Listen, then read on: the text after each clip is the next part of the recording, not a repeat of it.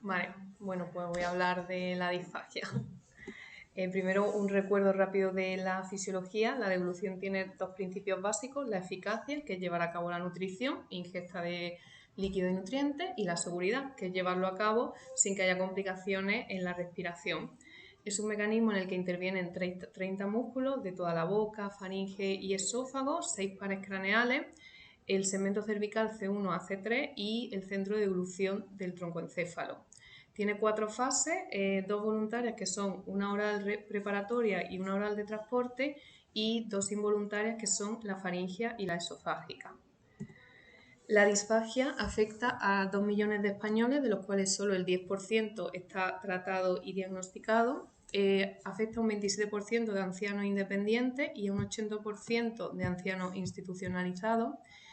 Ocurre en el 80% de pacientes que han tenido tratamiento radioterápico o quimioterápico quirúrgico de la zona ORL, y la neumonía aspirativa es causa de muerte en estos pacientes en la mitad de los casos, y la principal en pacientes con enfermedades neurodegenerativas.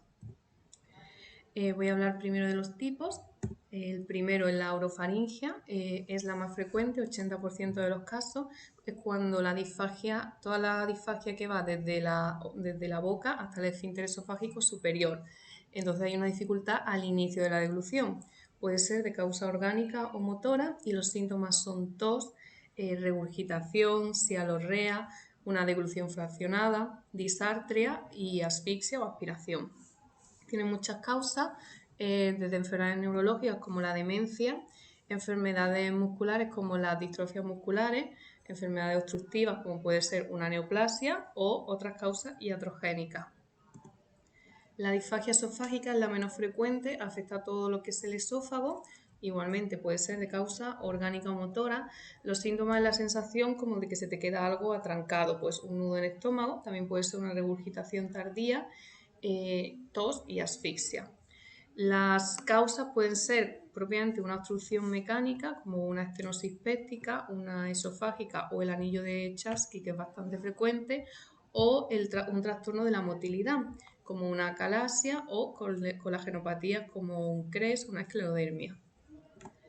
Entonces, una vez que el paciente nos diga que lo que le cuesta en sí es al principio de la deglución, lo que tenemos que pensar es una disfagia orofaringia. Si lo que nos cuenta es que traga bien, pero que se le queda la comida, que no se le pasa, que se le queda atascada, entonces pensaremos en una esofágica. Si nos dice que le cuesta tanto líquidos como sólidos y que esto es intermitente, pensaremos que es una alteración de la motilidad esofágica. Si nos dice que es algo progresivo y que además se acompaña de pirosis, pensaremos en una esclerodermia.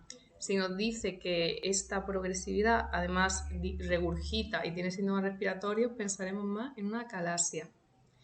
Si nos dice que la disfagia es solo a sólido, no progresiva, pensaremos que hay un anillo esofágico o una esofagitis eosinofílica, más frecuente en jóvenes. Si nos dice que esta disfagia sólido es más progresiva y además se acompaña de pirosis, pensaremos en una estenosis péptica. Y si tiene síntomas constitucionales, anorexia, pérdida de peso, pensaremos en un cáncer.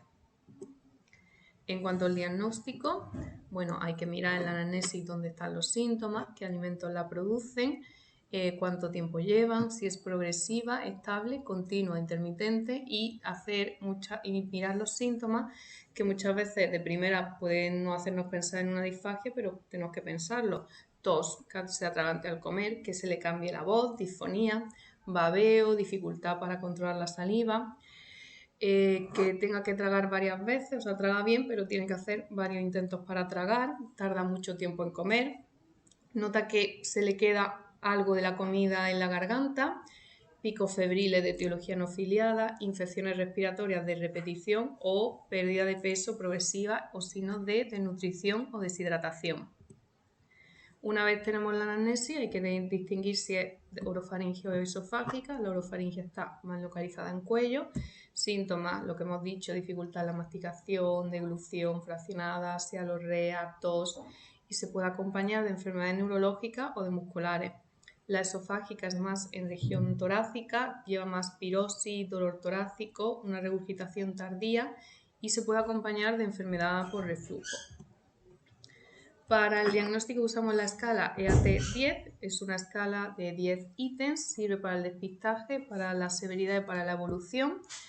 Los 10 ítems que veis aquí, cada uno se puntúa del 0 al 4, siendo el 0 no es ningún problema o el 4 un problema muy serio. Mayor 3 o más puntos indica disfagia y mayor de 15 riesgo de aspiración. Una vez le hacemos el EAT al paciente, puede pasar que nos salga menor de 3, no parece que haya disfagia. En ese caso habría que hacer otros cribados, otros datos de valoración nutricional, por ejemplo el MNA en ancianos o el MUS en el resto de pacientes y hacer un seguimiento. Si el EAT-10 nos sale mayor de 3, habría que hacer un método diagnóstico que es el MEC-V, el método de exploración volumen-viscosidad, que ahora hablaremos, que básicamente te dice si la devolución está afectada, es segura o comprometida. Si es segura, podemos hacer también el cribado nutricional y si no, habría que hacer otra prueba de diagnóstico, que el gold estándar es la videofluoroscopia. El método exploratorio volumen-viscosidad consiste en darle al paciente una pequeña cantidad de alimento en distintas consistencias, aumentando progresivamente la cantidad. Tiene que ser el paciente colaborador, estar sentado y orienta la textura que él más a él le viene mejor. Pues se considera positivo una alteración de la eficacia, entendida como sello labial, residuo oral o faríngeo o deglución fraccionada, o una alteración de la seguridad, entendida como tos, cambios de voz o desaturación de oxígeno. Entonces siempre se empieza por la viscosidad media, que es el néctar, le damos al paciente 5 mililitros, lo traga bien, le damos 10, le damos 20, pasamos a la viscosidad baja, que es líquido, igual si lo traga bien, pasamos a la viscosidad alta, que es pudding. Si en cualquiera de los puntos el paciente tiene un problema de seguridad, es decir, empieza a toser, se desatura, pasamos directamente a la viscosidad más alta, al pudding. El diagnóstico definitivo, si hay sospecha de orofaringia, pues sería a nivel de otorrino una videofluoroscopia, que es el gold estándar. Si la sospecha es algo esofágico, lo más indicado sería un esofagograma varitado a cargo digestivo, aunque pues también si se sospecha algo de motilidad, pues podríamos hacer una manometría o una pHmetría. Las complicaciones asociadas, 3 básicamente, a nivel del deterioro de la seguridad de la devolución, una aspiración que puede llevar a neumonías por aspiración como complicación más grave. A nivel de deterioro de la eficacia, pues podemos tener deshidratación y desnutrición con todas las enfermedades que pueden llevar a acarrear ello. El tratamiento, bueno, es un enfoque multidisciplinar, intervienen médicos, enfermeros, auxiliares, logopedas, terapéuticas. Es escalonado, se empieza con medidas ambientales, estrategias de rehabilitación, fármacos, cirugía y como último tratamiento la nutrición artificial. Las medidas ambientales, que el paciente coma acompañado, una buena limpieza bucal antes y después. De hecho, lavado de dientes después de comer es la primera causa que previene las neumonías por aspiración. Un lugar tranquilo, el mismo horario de comida, una duración específica, unos 30 o 40 minutos, intentar que el paciente coma solo y, por supuesto, el uso de espesantes según el que hayamos visto que a él mejor le viene. Intentar texturas homogéneas, hay que evitar los alimentos pegajosos, los que mezclan texturas como un puré con tropezones, un caldo con fideos, evitar las cosas fibrosas, las frutas con pepitas, los alimentos que produzcan mucha celorrea como los caramelos o frutas o alimentos que suelten agua como el melón. La adición de ácido cítrico mejora el reflejo de glutorio y se recomienda raciones pequeñas, más tomas repartidas a lo largo del día que no excedan los 45 minutos. Las texturas rápidamente son 4, el líquido que es el agua, el néctar que se bebe, la miel se bebe y en cuchara y el pudding solo se puede tomar en cuchara. Las estrategias de rehabilitación, hago aquí una lista un poco para que las conozcamos, pero serían más de logopeda.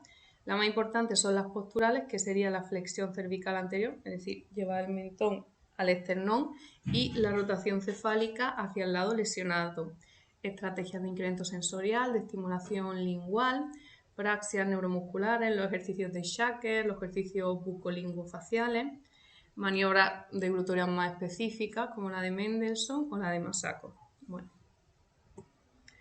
A nivel de fármaco y cirugía, pues por ejemplo, en una estenosis péptica, un IVP y dilataciones, corticoides en esofagitis, también dilataciones en la calasia o en la estenosis por cáustico, la miotomía en el divertículo de Zenker, cirugía de esfínteres velopalatino y glótico o toxina botulínica en disfunción del cricofaringio. Hay que evitar ciertos fármacos que aumentan el efecto GABAérgico y disminuye el efecto dopaminérgico, como las benzodiazepinas y el neuroléctico. Evitar fármacos que provoquen xerostomía, como los antihistamínicos. Y los IECA parece que aumentan la sustancia P, por tanto estimulan el reflejo deglutóreo. Por último, la nutrición por sonda está indicada cuando hay muy mala respuesta al tratamiento, alteración severa de la deglución no segura, el paciente se atraganta todo el rato o aspiraciones con infecciones de repetición. Cuando la enfermedad es aguda, una sonda nasogástrica y si la enfermedad es crónica, una sonda P. Por último, dejo aquí 3 guías de información a los pacientes con disfagia. La de la izquierda es del Clínico de Granada, luego la de en medio es del Gobierno y la de la derecha es del Hospital de la Paz, un poco para pacientes, para que sepan cómo tomar la medicación.